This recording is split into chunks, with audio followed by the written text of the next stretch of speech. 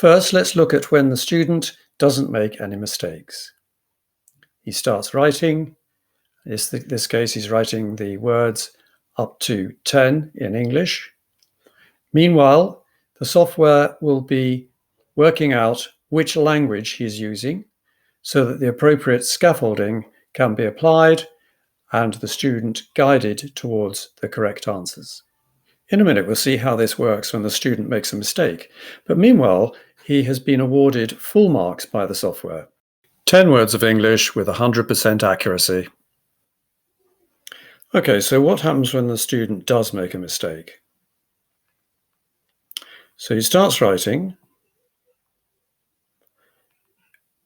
He's not too sure about the word for two, so he takes a bit of time and then he gets it wrong. He carries on writing.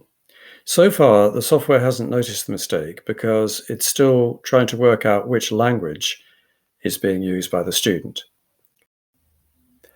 As soon as a full stop is entered at the end of the word sequence or sentence, hints for improving the spelling and grammar will be displayed. The student uses the hints to self-correct before submission to the teacher. Errors, corrections, and percentage accuracy is all recorded at the bottom of the page.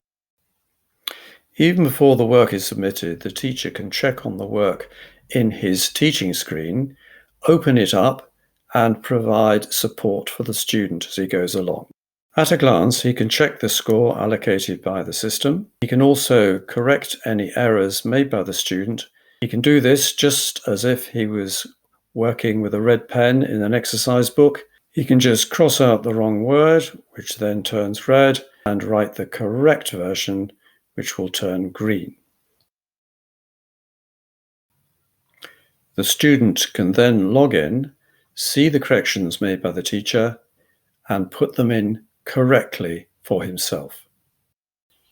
The combination of software support and self-correction should lead to rapid improvement, evidence of which is always at the teacher's fingertips in the percentage accuracy score on each of the students' writing tasks.